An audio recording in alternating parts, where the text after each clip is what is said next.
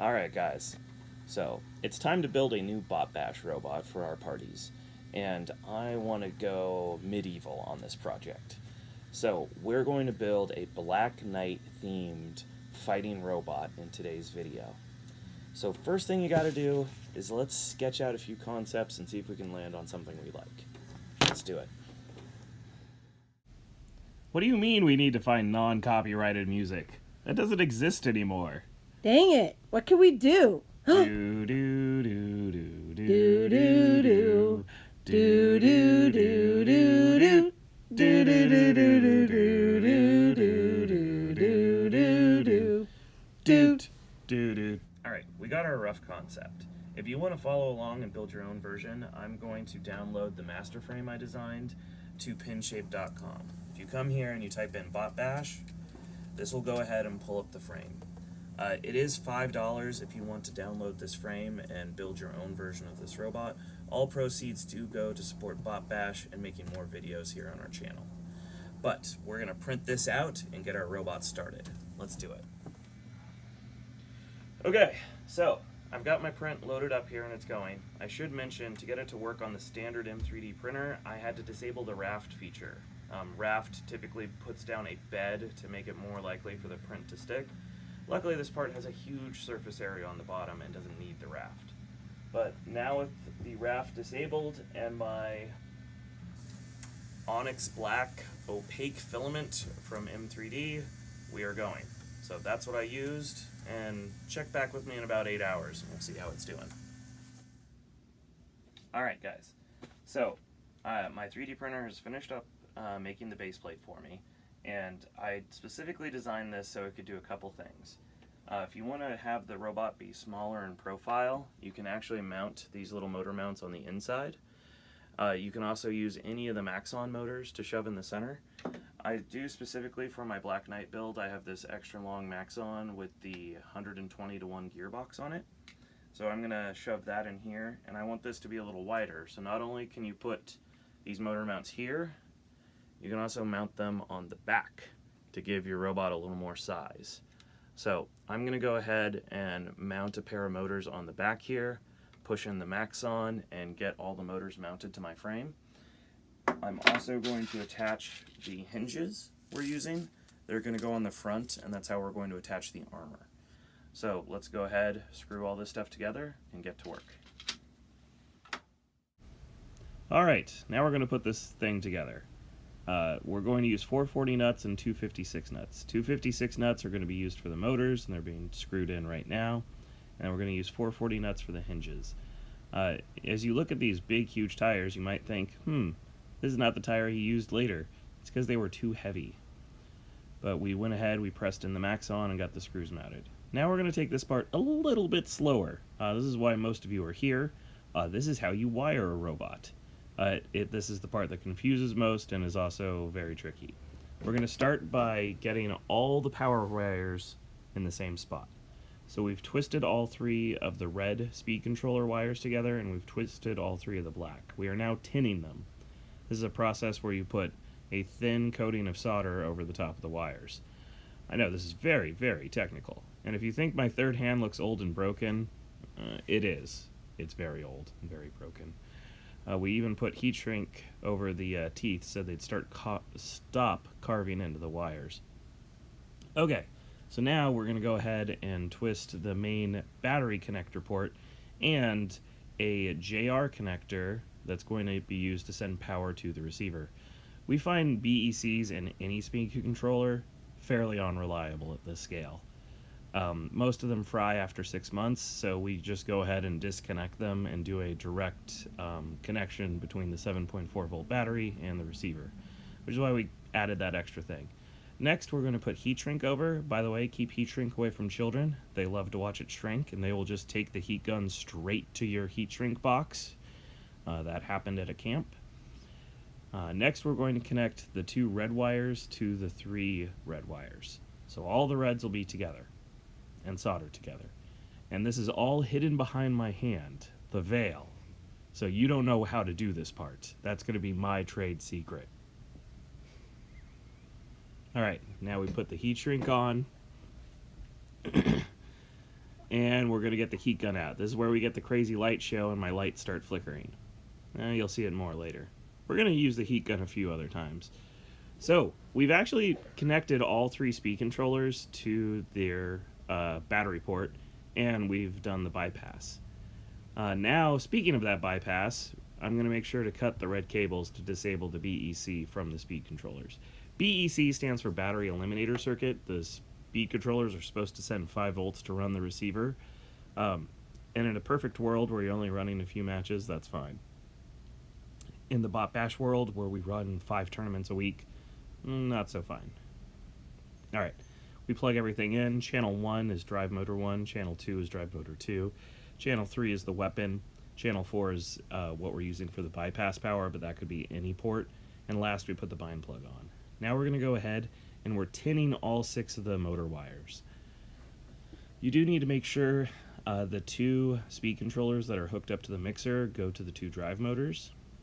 And not only do you need to tin the motor or tin the leads, you need to tin the motors as well, which is what we're doing here in this step. All right, get a good tin going. There we go. Man, this guy doesn't know what he's doing. All right. We are now connecting the motor leads. There we go. We made sure those are the ones going to the mixer. I nearly burned my finger right there, so I decided to make it so you guys can't see the carnage. And right there, 3rd degree burn. Okay, just kidding. Now we're going to connect the motor to the speed controller. This is the last, 3rd, and final motor. We're going to tin. You're going to see we do a lot of tinning here. Oh, there's the heat shrink bin the kid hit with the heat gun. And cut the last piece of heat shrink in half. Okay.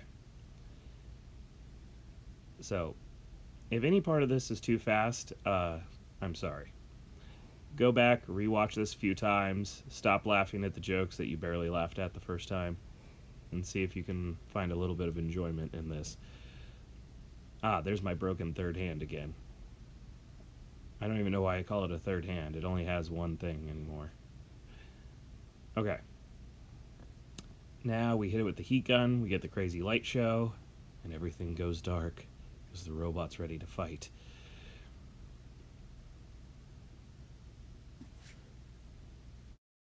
But if you plug this in and you see all the normal lights, you're good. If you plug this in and you see nothing, but you get smoke, something went wrong.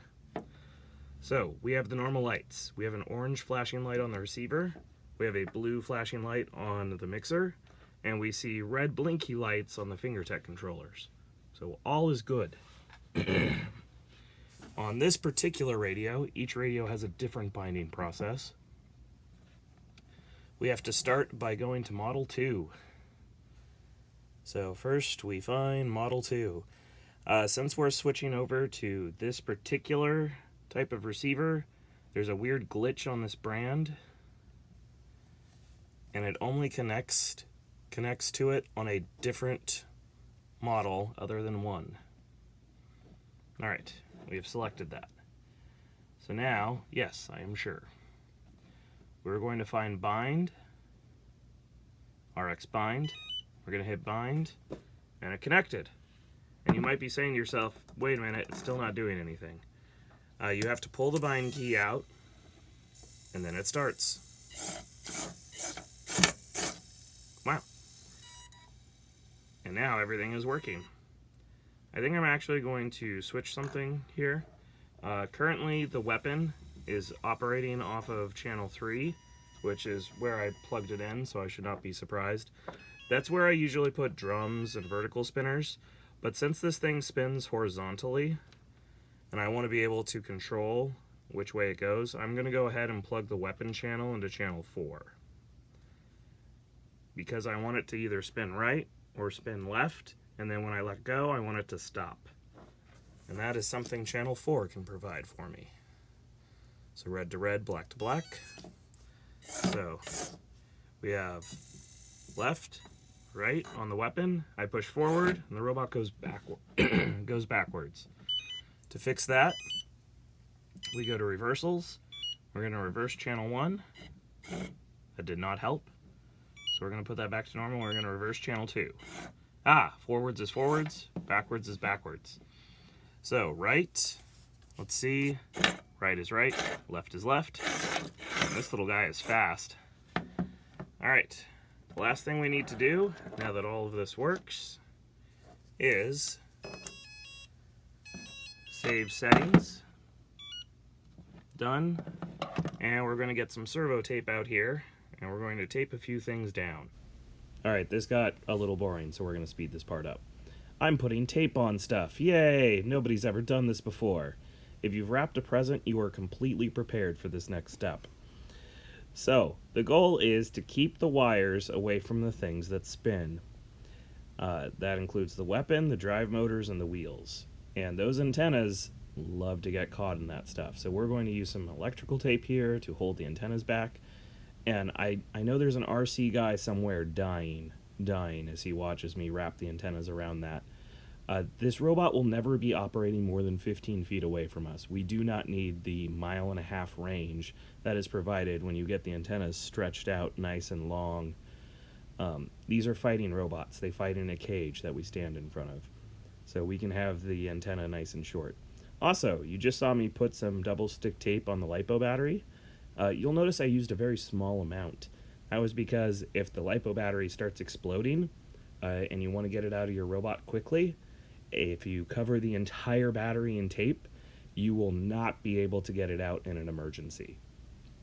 So we put a small amount of tape to make it easy to remove. Now we just tuck a few wires in, and now nothing can get caught. And this little robot's very, very fast. So, let's go ahead and get this to the title card so you can hear about what to do next. God, you have to wait for the go. Go.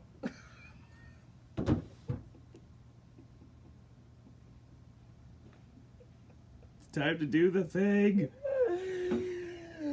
Hey Roboteers! Did you find this video on how to build the Black Knight useful? And if you did, tune in for part 2 on how to create the Black Knight's armor and get it truly battle ready. Alright, and also hit subscribe and click that bell for notifications on our next helpful video.